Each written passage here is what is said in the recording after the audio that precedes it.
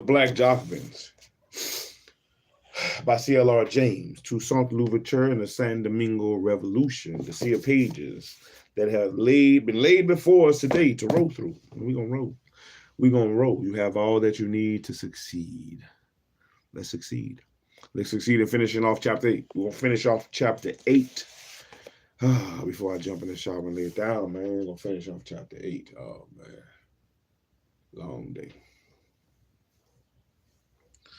Yeah, just extra tired for some reason. But anyway, I'm going to kick this off. So go ahead and get it out the way. I hope everybody's doing good. I hope everybody's had a wonderful day. I hope everybody made the moves that they need to make. Man. Ooh-wee. When you come in, like, comment, subscribe, share, tell your people, man, let's eat and SHILO reading shit.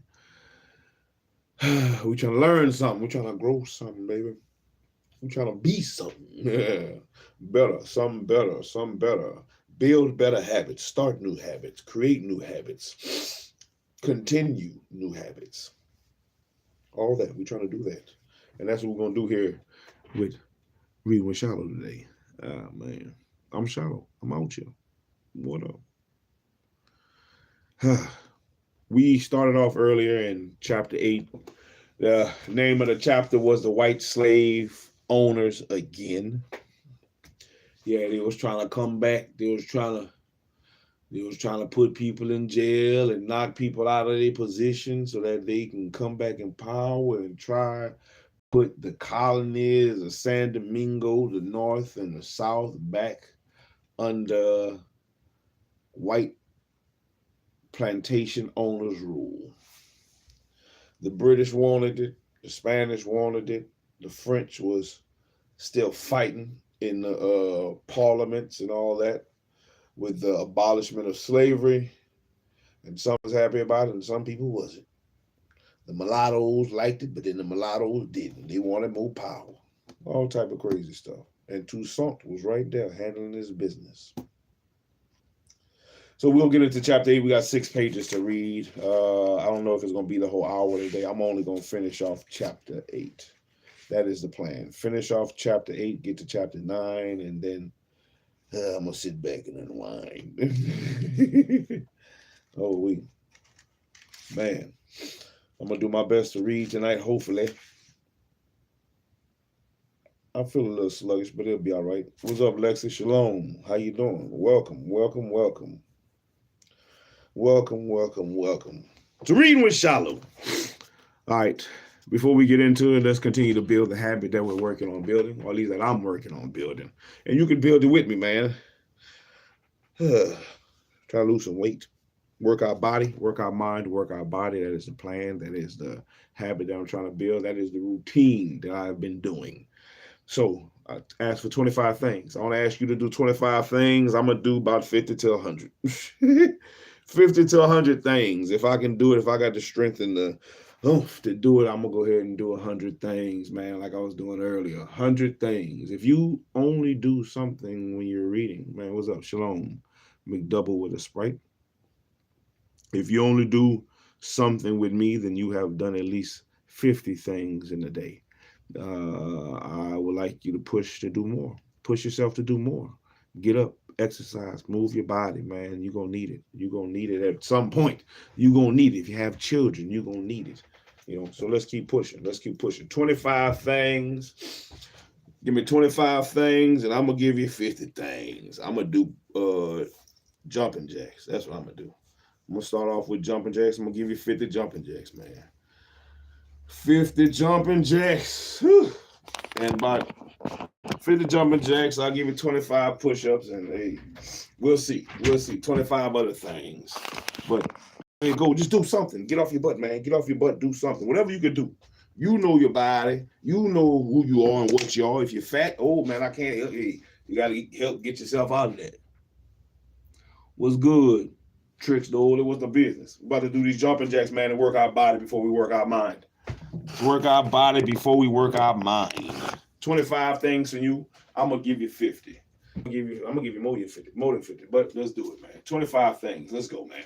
1, 2, 3, 4, 5, 6, 7, 8, 9, 10, 11, 12, 13, 14, 15. Get off your ass. 16, 17, 18, 19, 20, 21, 22, 23, 24, 25, 26, 27, 28, 29, 30, 31, 32, 33, 34, 35, 36, 37, 38, 39, 40, 41, 42, 43, 44, 45, 46, 47, 48, 49, 50. 50 jumping jacks, man. I hope you did 25 at least. I hope you did 25 at least, man. And now I'm gonna give you 25 push-ups. Let's get it. Let's get it. 25 of them. 1, 2, 3, 4, 5, 6, 7, 8, 9, 10, 11, 12, 13, 14, 15, 16, 17, 18, 19, 20, 21, 22, 23, 24, 25. Let's get it. Let's get it. Let's get it. Let's get it. Let's get it. 25 more and that'll be 100 things for me. 25 more and that's going to be 100 things for me. All I ask of you to do is 25 things. Hey, I'll give you 100. I'm the captain of the ship, baby. Captain always got to give a little bit more. Whew, let's get it. 1, 2, 3, 4, 5, 6, 7, 8, 9, 10, 11, 12, 13, 14, 15, 16, 17, 18, 19, 20, 21, 22, 23, 24, 25. I gave you 100 things. All right. As to work our body. We worked our body. Now it's time to work our mind. We worked our body. At least I worked mine. I don't know about you. I hope you did something shit. Work your body.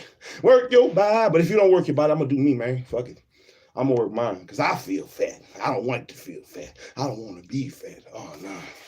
I got to get that shake back.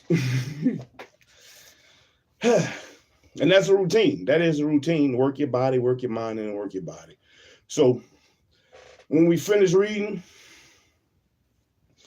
we're going to hit that another time. And that'll give me 200 things for this episode. 200 things for this episode. Whew. So we're at the chapter 8. We're going to finish up the second half of chapter 8 of the Black Jacobins. Let's work our mind. And the Toussaint Louverture and the San Domingo Revolution by C.L.R. James. Chapter 8 is titled, The White Slave Owners Again. The White Slave Owners Again. Hey, if you're new to the channel, welcome, welcome, welcome. We'll be looking up words that I don't know how to pronounce. So be prepared for it. Be ready for it. Other than that, I'm going to try to go and slide my way through the rest of these 6 pages. Man, we got about 6 pages to read. 6 pages to chapter 9.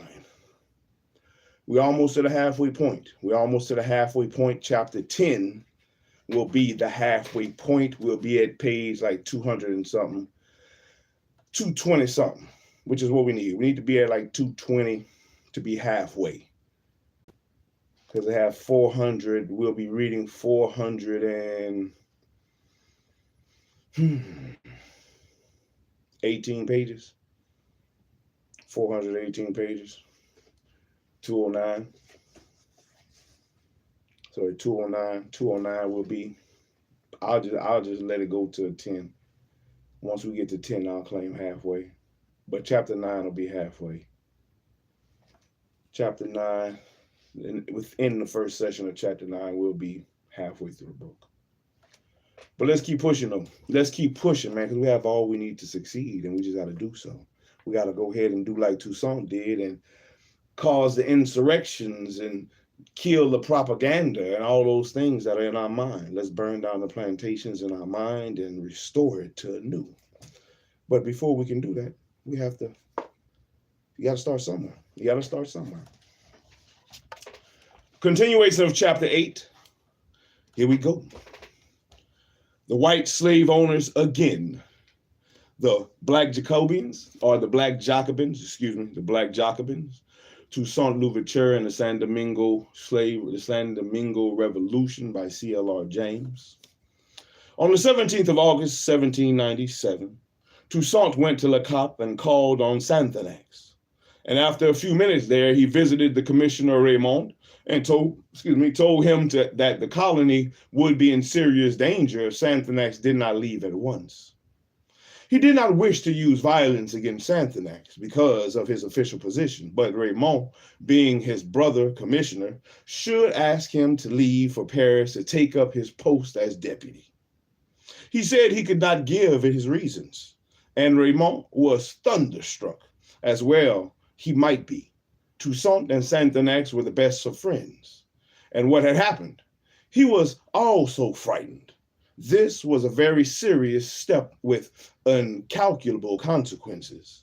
And the next day, Toussaint told Raymond that Santanax was preparing a catastrophe, that the whites who were still in San Domingo would be murdered.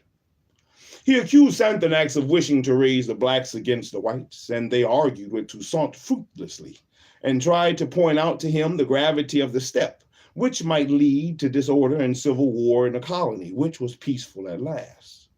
Now Raymond and Pascal, General Secretary of the Commission, went to Santanax and told him what they had heard. Toussaint then came, but Santanax said he preferred to speak to Toussaint alone. And why? Santanax failed to convince Toussaint and finally agreed to go, and if Toussaint would give him a valedictory letter. And the next day, Raymond and Pascal came again, and Toussaint, still keeping silence as to his reasons, told them of the proposed letter. The two went to Santanax and came back with a draft, and which they asked Toussaint to sign and to get his staff to sign also. Toussaint summoned his officers, and the letter was read to them, and some whom Santanax had already got at refused to sign. Others, wondering what this was all about, said they would wait to hear what were the intentions of the commissioner himself. Now Pascal ran to Santanax and begged him to clear the air by saying what he intended to do. But Santanax, on learning the attitude of these officers, refused to say anything and even seemed disposed to resist. Toussaint then told the officers they could sign if they wanted to or not, and as they pleased. Santanax, he said, wanted to go to France to take up duty as deputy and had asked for this letter, and he had called them together to sign it, not to deliberate over it, as that would be against the law. Some signed, including Musée and Christophe, and others went away, of whom a few came back afterwards and wanted to sign. Now Toussaint would not allow it. He said that he was not beginning them, he was not begging them to oblige him. And he was ready to sign the letter alone and take full responsibility. Now this was typical of Toussaint. He, who had been trained as a slave and then as a soldier. He never troubled to explain overmuch to subordinates, and their business was to obey. The letter was full of compliments to Santanax for his work and of the urgency of someone who, like him, being in France to defend the liberty of the blacks. Raymond took the letter with the signatures to Santanax, and who replied with another complimentary epistle. Toussaint, who always carried on a diplomatic intrigue in the most ceremonial manner, replied with yet another. Now Santanax had been given 3 days, but he sought to gain time, stirring up the officers friendly to him.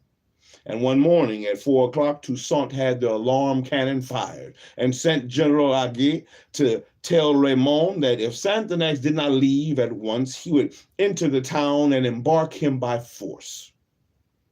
It was the end of Santanax, and accompanied by his mistress, Raymond, and some officers friendly to him, Santanax traversed the streets of Le Cap on his way to the boat, and the population watched him go dumb with sorrow and bewilderment.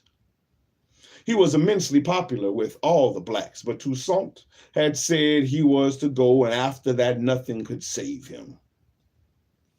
Now, what was behind this extraordinary episode? An unsolved enigma to this day. Toussaint's explanation, the secret that he guarded, was that since the end of 1796, Santanax had at various times suggested to him that he should massacre the whites and declare the colony independent. It wasn't a bad idea, honestly. You know, this was what Toussaint wrote in the long letter and to the directory, in which he gave an account of dramatic form of the various interviews in which Santanax had made this proposal to him. Yeah, Toussaint wasn't going to go for that. He wasn't that type of man.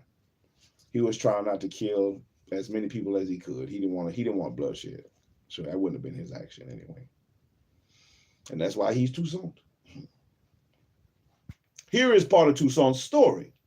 He was installed as commander-in-chief on May 2nd, 1797, and on that day after the ceremony, he was mounting his horse to go back to Gonavives, and when Santanax stopped him, asked him into his house, and again broached the subject. "I am very, very pleased. I am enchanted at seeing you commander-in-chief of the armed forces of the colony. We are in a position now to do exactly what we want. And you have influence on all inhabitants. It is imperative for us to execute our project. This is the most suitable moment. Circumstances were never more favorable, and no one is better able to act than you and I." And Toussaint replied, "This is to say, Commissioner, that you wish to destroy me, to kill all the whites and make ourselves independent. Yet you had promised me that you would not speak to me again about these projects." "Yes, but you see, that it is absolutely indispensable." Thus goes on page after page this curious dramatic dialogue with the same actors and the same theme, but only time and place differing. How much truth was there in it? Nobody knows for certain. And when Santanax defended myself against this charge in Paris, he said that he had left San Domingo of his own free will, which was a lie. He claimed to have discovered a plot by priests and emigres of which Toussaint was the instrument to get rid of the commission. This was nonsense, and he also accused Raymond of conspiring with Toussaint to invite him by means of the letter to leave for France. But both Pascal and Raymond could easily refute this statement. "And if anyone should be accused of independence," said Santanax, "it should be Toussaint." And he charged Toussaint with being surrounded by immigrant whites, with organizing the revolt of the 1791, with fighting for the Spanish king, and leaving him only when he heard the negotiations for peace and knew that the king of Spain would not need him any longer. All this was partly lies, partly nonsense. And if Santanax were not guilty, his defense was a poor one. But it is no easier to understand Toussaint's side either. He was certainly lying when he portrayed himself as being angry with Santanax for making such treacherous proposals. And up to a few days before his visit to Le Cap, he and Santanax were and had been close friends. He said that since the end of 1796, Santanax had made these proposals to him. And on February 1st, 1797, he had written to the minister asking him not to believe insinuations that Santanax and Raymond were betraying the interests of France, and asking that Santanax should remain. The safety of San Domingo, its entire restoration, demands that the Directory should not permit him to return. My attachment to France, the love of the fatherland, and of my brothers oblige me to make the request of you. And on June 15th, in the letter to Santanax, Toussaint signed himself friendship without end. And on June 16th, he wrote to Mentor, another black, that the measures of the commission had been all approved, and how joyful Santanax will be. I would be glad to be near him, to embrace him, and to tell him my satisfaction. And this satisfaction makes me forget for a moment my vexations. Yet, a few weeks after, to the astonishment of everyone, He was insisting with all the strength of his unbreakable will that Santanax was to go, and nothing that happened in San Domingo can explain this. The explanation, as with so much in the history of San Domingo, must be sought in France. And what was happening there changed Toussaint's views and with them the course of the Black Revolution. The planters in Paris of 1797 were nearly as noisy, if not quite as powerful as they had been in 1791, and the revolution in France was dead. Now, Babeuf had arrived at the conclusion that political equality could only be achieved by a drastic change in economic organization. And the Directory's police reported that working men and women were eagerly reading Babeuf's writings. Let me see who Babeuf. Babeuf. That's how I'm pronouncing it. It might be wrong. Babuef. Babeuf. Maybe it's Babeuf. Yeah. Babeuf. Francois Noel Babeuf. Let's see how you pronounce his name. Babeuf pronunciation. I hate when it just don't give me the pronunciation. Just tell me what it is. Shit.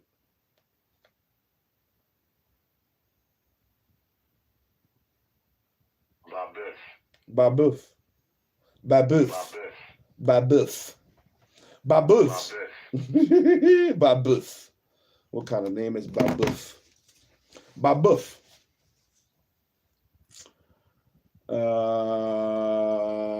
The Directory's police reported that working men and women were eagerly reading Babeuf's writings. But the fighting enthusiasm of the old days had been broken by defeat and disappointment. Now, Babeuf's attempt failed miserably, and the bourgeoisie took advantage of the reaction to stabilize itself.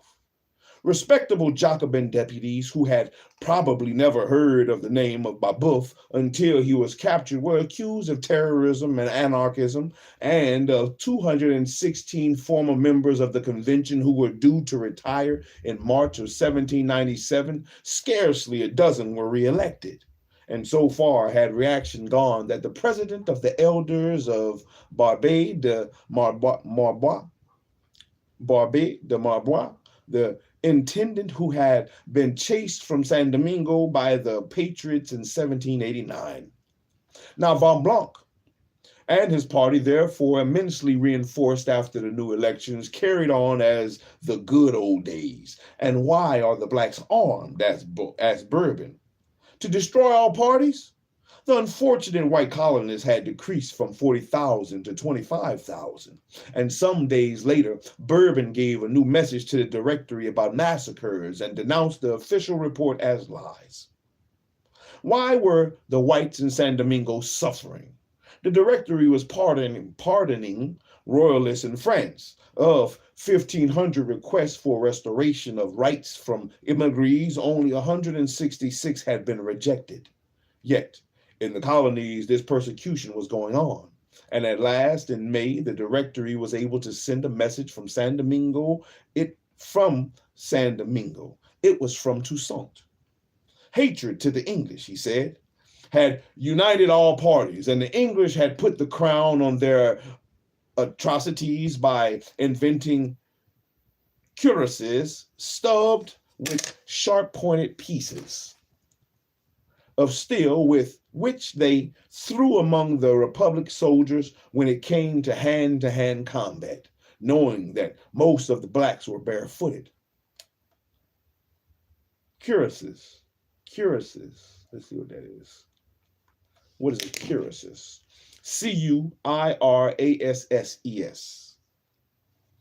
Cuirasses. Not purses, bitch. I said cuirasses. Cuirasses. Cuirasses. Let me spell this shit out. C-I-R-A-S-S.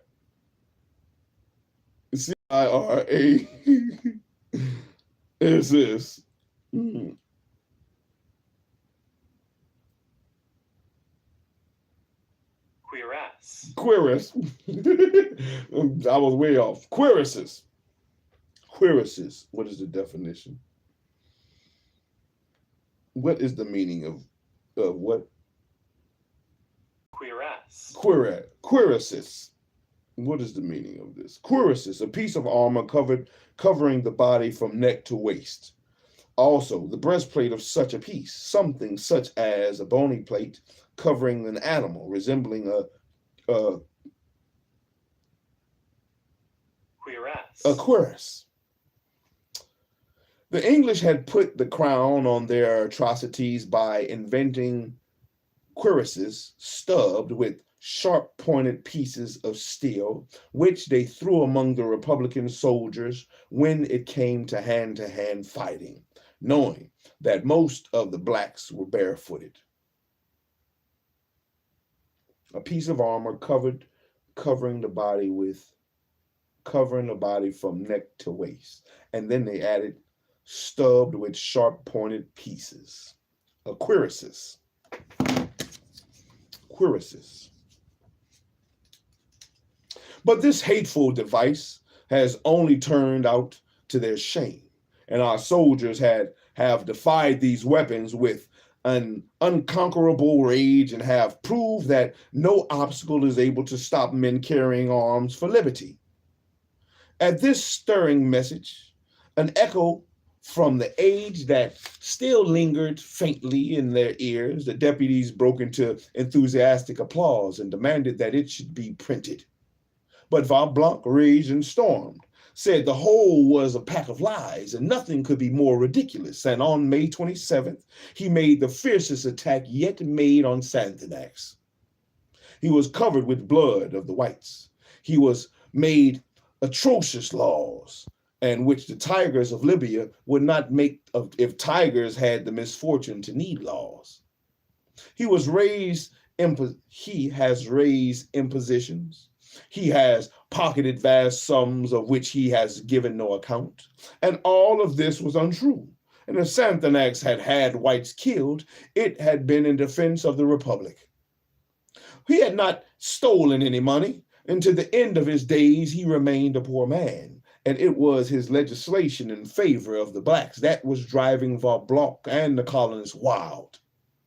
Von Blanc blamed Sandanax and Laveau as having contributed most of the spirit of insubordination among the blacks. And day after day, he abused Sandanax and the blacks.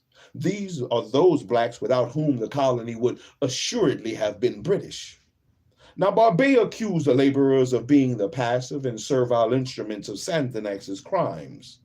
And Delehy said that San Domingo needed new agents with an imposing force. Yes, sir.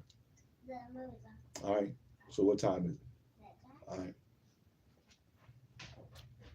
On June 1st, the Directory sent a message to the House from Raymond describing all that was being done for cultivation. And Bourbon said it was a pack of lies, that the proprietors were being chased away and that the commissioners were putting the money in their pockets.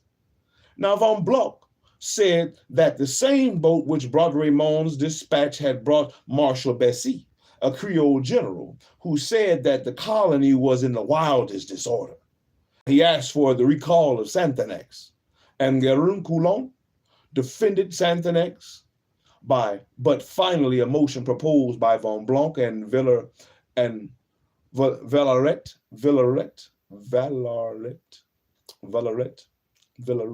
Jaïs.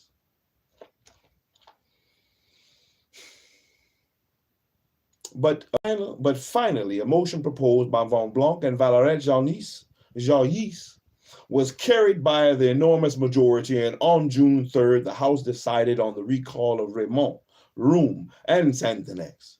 And in the course of his speech, Villaret Jaïs said that the military regime was the only one which would save San Domingo and save the unhappy whites from the daggers of the Negroes. He and Von Blanc demanded that San Domingo should be put in a state of siege until the peace. And on June 12th, the Council of Elders approved the motion for the recall.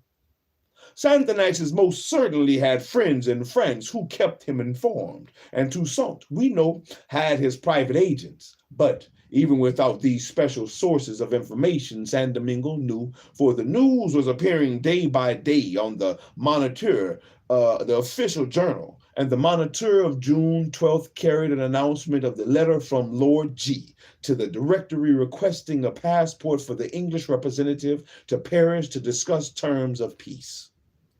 Peace had been in the air for a long time, and if terms of peace were being discussed, then France might soon be able to devote attention to San Domingo and to send troops. So Santanax knew the strength of the counter-revolution in France, and he could see exactly where the steady growing reaction would end. He himself would lose his head, and the colony would ultimately be restored to slavery. He might not have expressed himself so freely to Toussaint as Toussaint described in his dispatch. But it is not impossible that, sick and tired of the reaction and fearing for the future, he had proposed to Toussaint that they should seize the colony, purge it of the white slave owners, and make it independent. Toussaint, very careful, would reject these advances, while bearing Santanax, friends of the blacks, no ill will for them. But sometime in July, Toussaint got news of the decree recalling Santanax and of the reception which the speeches of Van Blanc and Barbet and the others had got. There was obviously a terrific struggle ahead, and he and his ally Regard, in disgrace with the Directory, would have to fight. And with his usual decision, he made up his mind to throw Santanax to the wolves at once. And what other reason can be assumed, or what other reason can be assigned, for his violent welfare? His violent volte-face. My bad, not welfare. Volte-face. V-O-L-T-F-A-C-E. V-O-L-T-F-A-C-E, volte-face. Volte-face. V-O-L-T-E. V-O-L-T-E. F-A-C-E.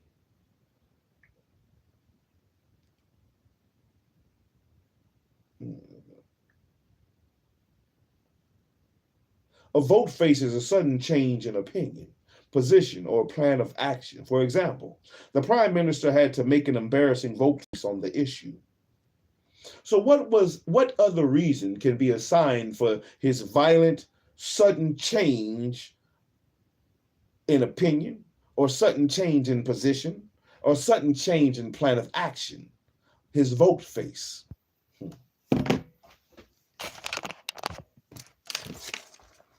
I need to write that word down. I'm gonna write it down. Volte-face. You got that volte-face? You didn't pull the volte-face on me? That's what it is? You pull a volte-face? Volte-face. Change of action. Curacy. C-U-I-R-A-S-S-E-S. Curasis.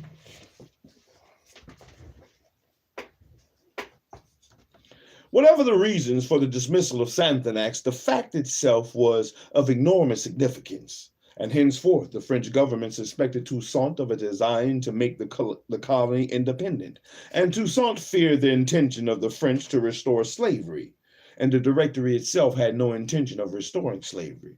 But the Directory might not continue in power, and no one knew what its successors would do. And it is from this time that Toussaint, driven by events, envisaged the necessity of holding on to power even at the cost of defying France.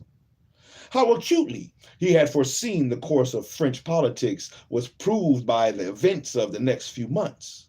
And for the men who were now reaping the fruits of the revolution, the restoration of the order in San Domingo was only one item in the general wave of reaction they were forcing on France as fast as they could. They admitted deputies, hitherto ineligible, suppressed the revolutionary clubs, and revoked the laws relating to the deportation and dismissal of priests who would not take the oath of the Republic, reorganized the National Guard in such a manner as to exclude the more democratic elements. But they were going too fast, and some of their chiefs were even intriguing with royalty, and the new bourgeoisie did not want royalty and feudalism back again. Even the weary and cheated masses would support their new masters against those outworn and discredited creeds. The Directory was watching this tide of reaction, and itself rotten with corruption, was powerless to stop it. And suddenly, it got the proofs of a royalist conspiracy and decided to use them against these brazen relics of the Ancien regime, whether royalist or no. And on the night of the 18th Fructidor, September the 3rd, they were arrested, and the coup d'etat banished 65 of them to the Guyanas and checked for a time the descent of the revolution.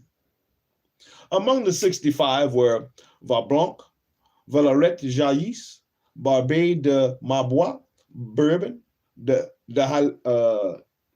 Delahaye, and Dumas, and all of them implacable enemies. Implacable,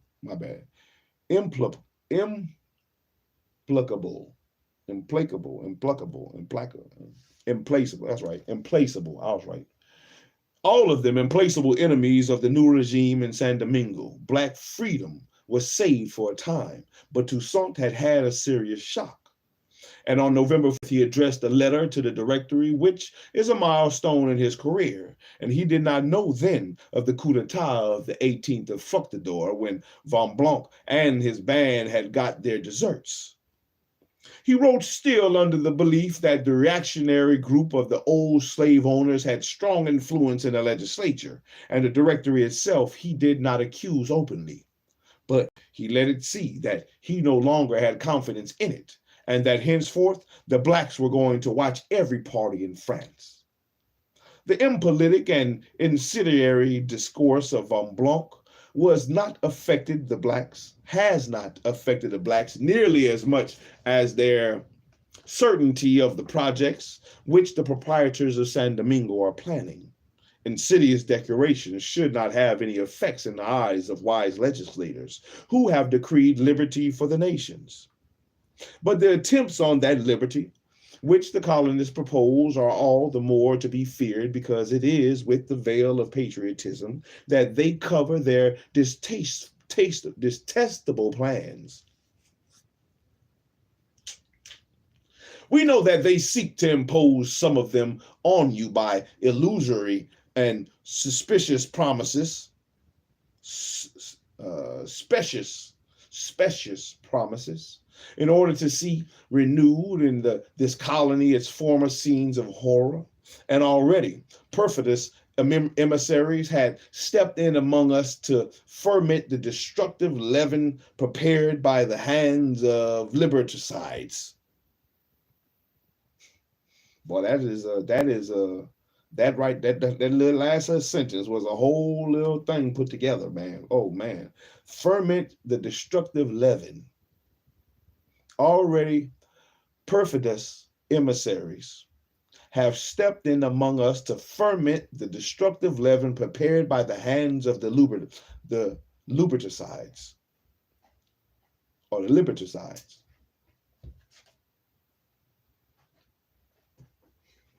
How can I help you? Take your hand, please. It's past your bedtime, son. No, I love you. Me too. Go get in bed. You get the TV off? Yes. Okay. Yes, sir. Okay. It is for you, citizens, Directory, where is it? Liberticides. But they will not succeed.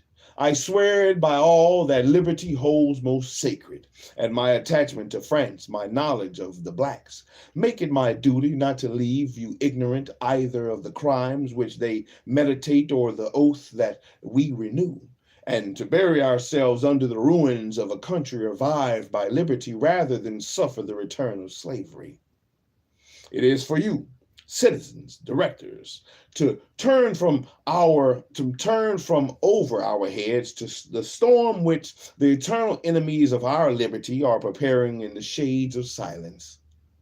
It is for you to enlighten the legislature. It is for you to prevent the enemies of the present system from spreading themselves on our unfortunate shores to sully it with new crimes.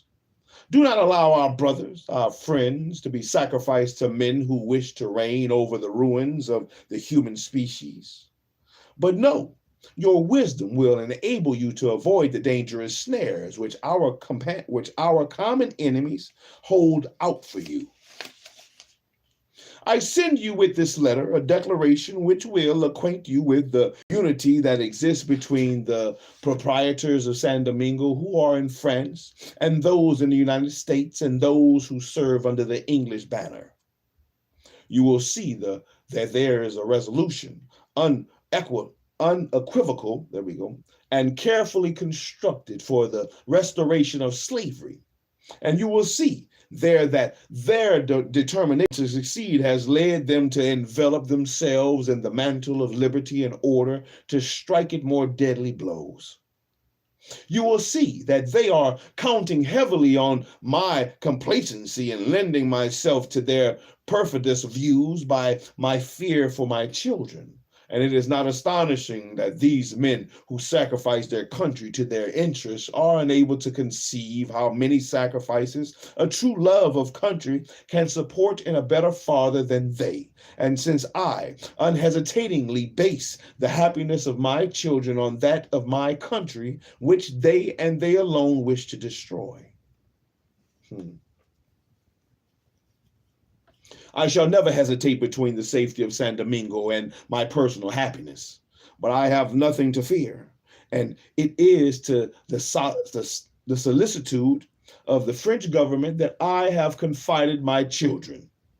I would tremble with horror if it was into the hands of the colonists that I had sent them as hostages, but even if it were so, let them know that in punishing them for the fidelity of their father, they would only add 1 degree more to their barbarism without any hope of ever making me fail in my duty. Blind as they are, they cannot see how this odious conduct on their part can become a signal of new disasters and irreparable misfortunes. And that far from making them regain what, in their eyes, liberty for all has made them lose, they expose themselves to a total ruin and the colony to its inevitable destruction. Do they think that men who have been able to enjoy the blessing of liberty will calmly see it snatched away? They supported their chains only so long as they did not know any condition of life more happy than that of slavery. But today, when they have left it, if they had 1,000 lives, they would sacrifice them all rather than be forced into slavery again. But no, the same hand which has broken our chains will not enslave us anew. France will not revoke her principles. She will not withdraw from us the greatest of her benefits. She will protect us against all our enemies. She will not permit her sublime morality to be perverted, and those principles which do her most honor to be destroyed, her most beautiful achievement to be degraded, and her decree of 16 pluvials, which is so honors humanity to be revoked. But if, to reestablish slavery in San Domingo, this was done, then I declare to you, it would be to attempt the impossible. We have known how to face dangers to obtain our liberty, and we shall know how to brave death to maintain it. This citizens directors is the moral the morale of the people of San Domingo. Those are the principles that they transmit to you by me. My own, you know.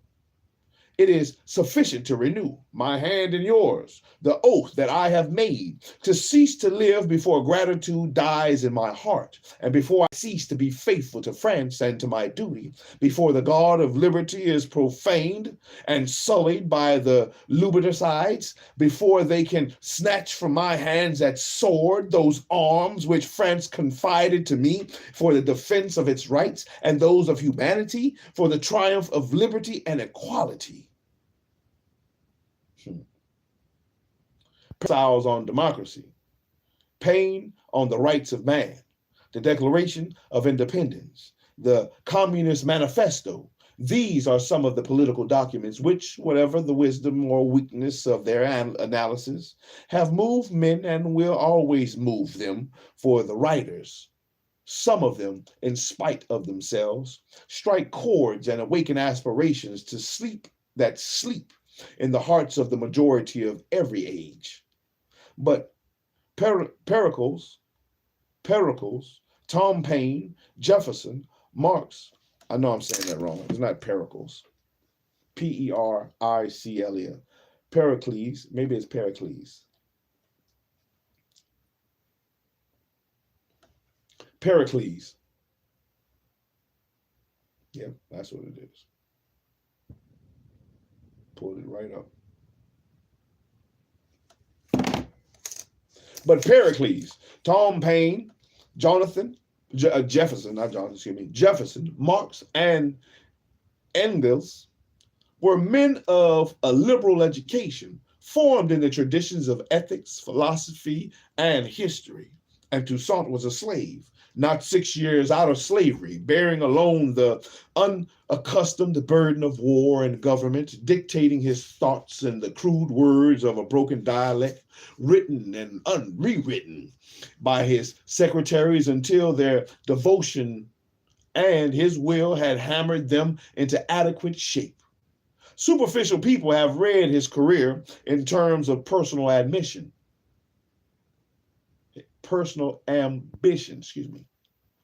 And this letter is their answer. Personal ambition he had, but he accomplished what he did because superbly gifted, he incarnated the determination of his people never to be slaves again. Soldier and administrator above all, yet his declaration is a masterpiece of prose excellence, excelled by one other writer of the Revolution and leader of the backwood and ignorant mass. He was yet in the forefront of the great historical movement of his time. The blacks were taking their part in the destruction of European feudalism begun by the French Revolution, and liberty and equality. The slogans of the revolution meant far more to them than to any Frenchman. That was why, in the hour of danger, Toussaint, uninstructed as he was, could find the language and accent of Diderot and Rousseau and Raynal and Mirabeau and Robespierre and Danton, and in one respect he excelled them all.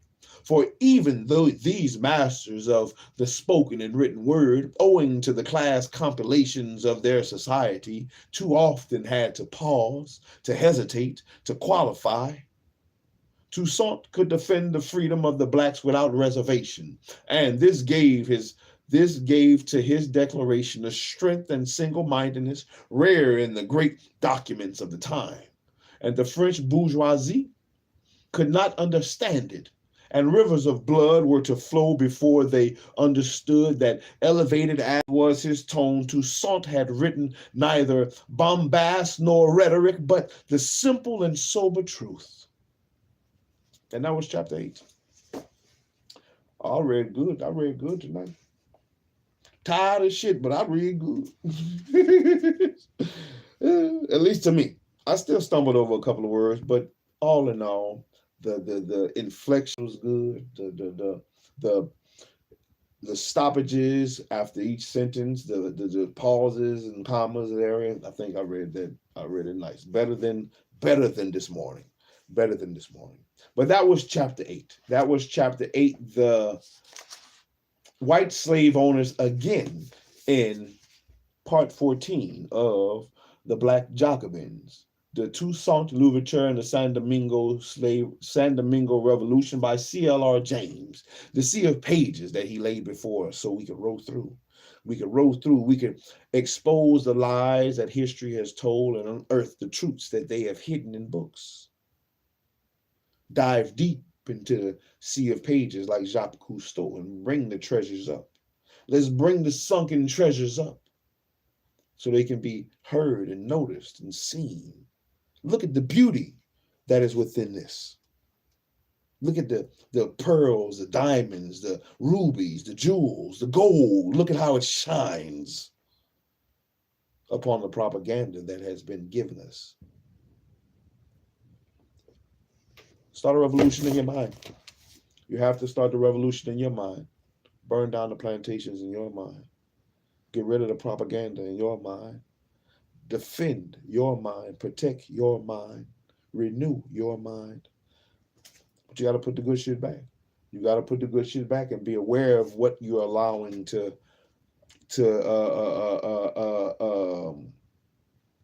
come into the harbor.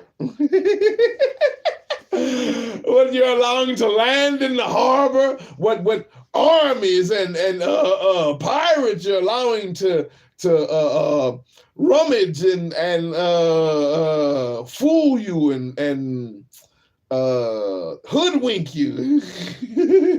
I'm trying to think of some good words. Bamboozle you. You got to be like Toussaint. You know that they was going to try to bring you back into slavery again. They don't want you to fight for the independence of your mind. And following the independence of your mind comes the independence of your body. And hopefully the independence of your family. Because if you have independence of mind, then you will teach the same to your family after you. And they can have the same thought process that Toussaint had. Liberty. Well, we don't need, I don't know about liberty and equality, even though it was good at that time, a superiority. We need our own. I'm with Santhanax. We need our own. We need our own everything. The hell with everybody else. I'm with Santhanax. Even though Toussaint did his thing, I'm not mad at Toussaint. I'm not mad at Toussaint. You know, he did his thing. He was doing his thing. And so history, Mr. C.L.R. James is doing a wonderful job by explaining the things that he did and the steps that he took. Steps that many of us won't take. The steps that, you know, if we were put in that position, Toussaint didn't want to kill nobody. Toussaint wanted to let everybody live, white, black, mulatto alike, French, British, English, Spanish. Toussaint wanted to let everybody live. And Toussaint strove to take, when he did take things and when he did plunder certain things, he plundered it without bloodshed, or at least the minimalist of bloodshed. You know, that was his aim, you know. So I can, you know, he was about humanity, human life.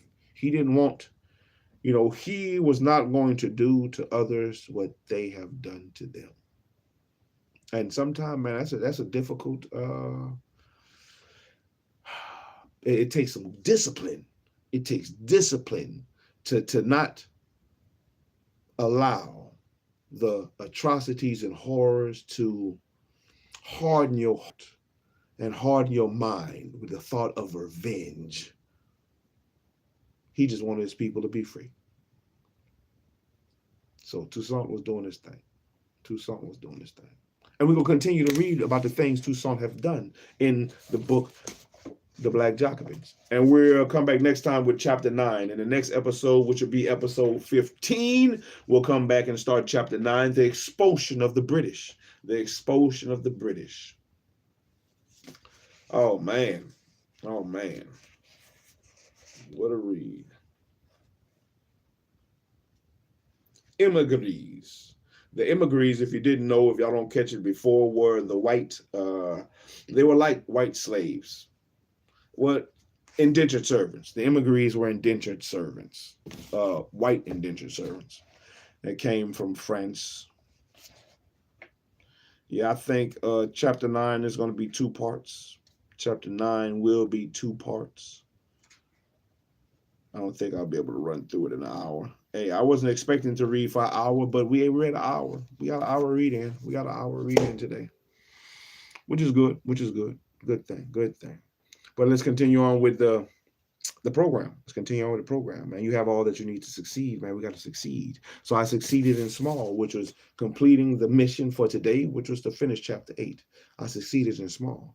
Now we got to continue on succeeding big. And the same goes for you. Succeed in little and work your way up to succeeding in big. All it takes is a little at a time, one step at a time. Keep pushing. Don't give up. Stay disciplined. Push yourself, push yourself, push yourself. Strive for betterment. Strive for betterment. You can do it. You have all you need to succeed. As long as you have breath to breathe in your body, you have all you need to succeed. Toussaint had all he needed to succeed. He didn't worry about him being a slave for real. He succeeded. He opened his mind. He used the gifts that the Most High gave him, and he succeeded, and he shined, and they couldn't turn him down. Turn down for what? Toussaint had a vision. He had a vision. He had goals, and he saw them through. Little at a time, he made his maneuvers here and there. He kept his head on the swivel. Like I said, he had agents everywhere. He was knowing about stuff going on here, stuff going on there. He was trying to maneuver his way through the whites who was trying to play these games in the parliament and places of politics that he knew nothing of. But Toussaint still stood firm. He still stood on business. Hey, what he had was what he needed to succeed, and he succeeded. Let's succeed. What a wonderful example. What a wonderful example. Succeed. Let's succeed. We can do it. We can do it. All right, so let's get 25 things, though. Hey, we worked our body, we worked our mind. Let's work our body one more time on the going out.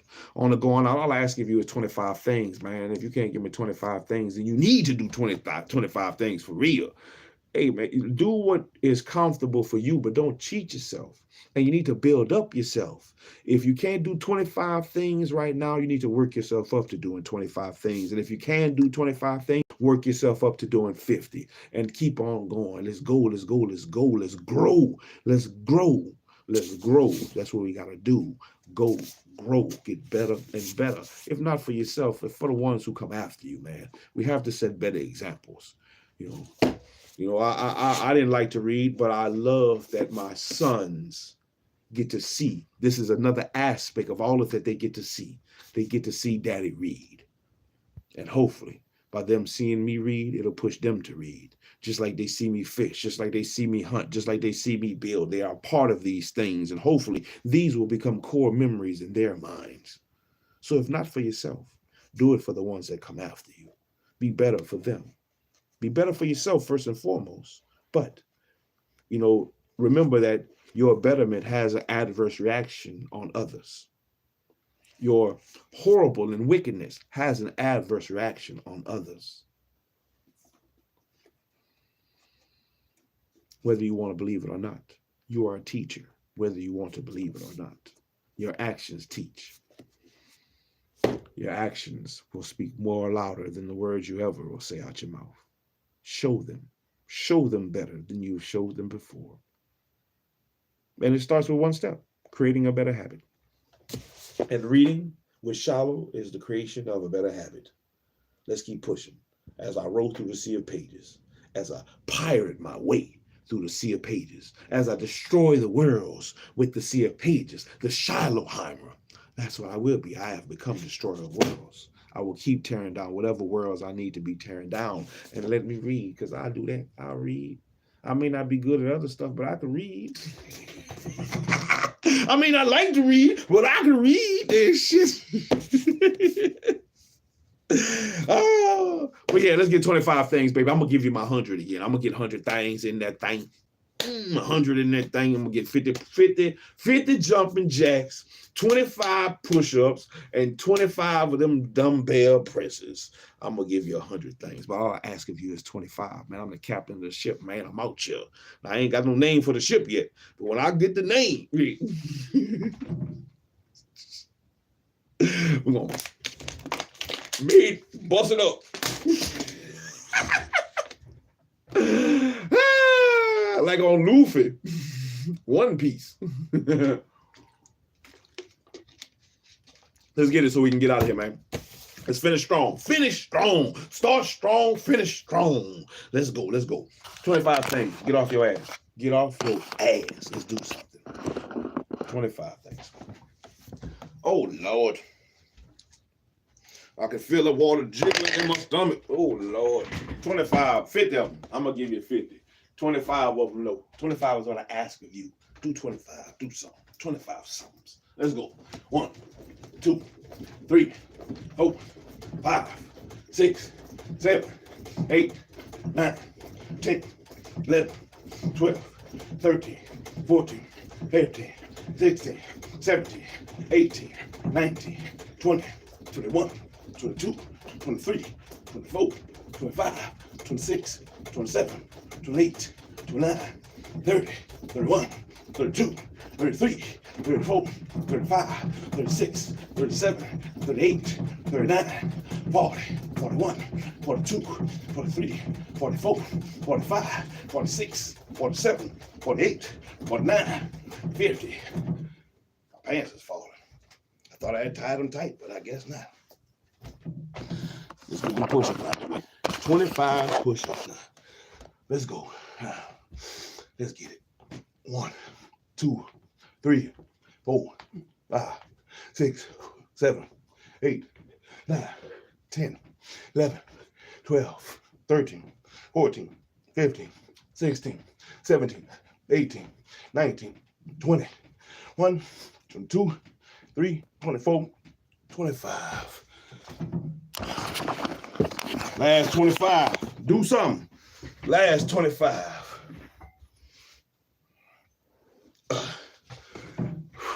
Let's get it. Now, 1, 2, 3, 4, 5, 6, 7, 8, 9, 10, 11, 12, 13, 14, 15. Woo! Feel it in my shoulders. 16, 17, 18, 19, 20. Yee! Let's get it. Almost there. 21, 22, 3, 4, 25 on them bars. I did 100 things. 200 things in total. I'm up there. I'm getting up there. Now the weight needs to drop. The more I do, the more the weight gonna drop. So I can't stop. Can't stop, won't stop. No,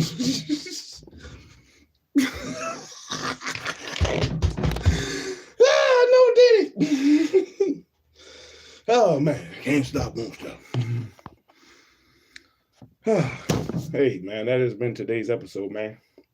Like, comment, subscribe, share, tell your people, man. Shalom out here reading shit. So let's read, man. We doing shit, we building shit. We going places on adventures and shit. Doing daddy stuff, man. Hey, we trying to grow. We trying to be better over here. We trying to be better over here. I hope you're doing the same. Let's keep pushing. Keep pushing. Keep pushing. Keep pushing. Yeah, I may make mistakes. Yeah, I'm a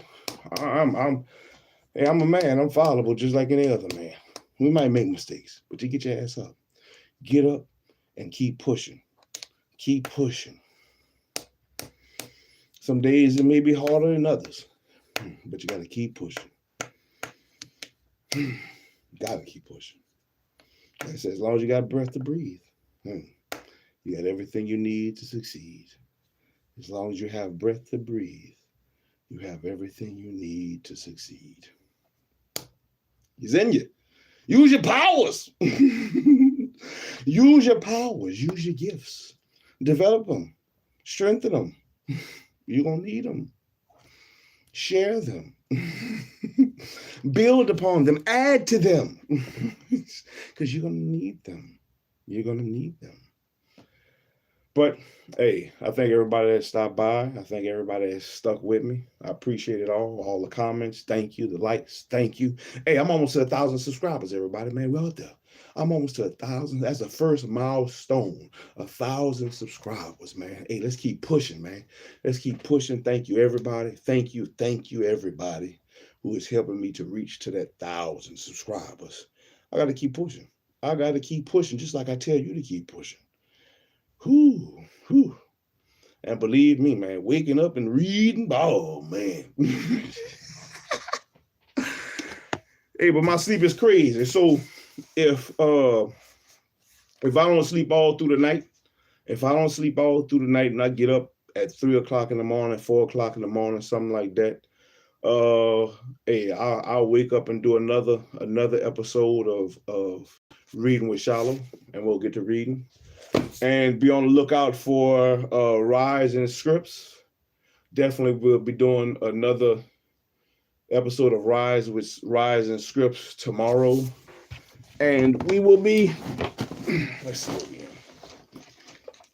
Shalom shit. Rise and Scripts tomorrow. What are we in? I think we're moving into C.L.R.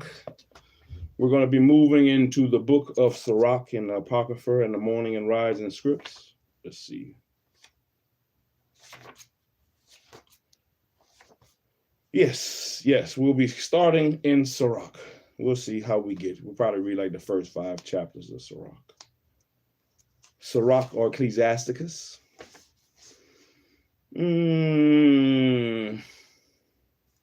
Yeah, we'll read about the first 5 to 6 chapters in C.L.R. tomorrow as well.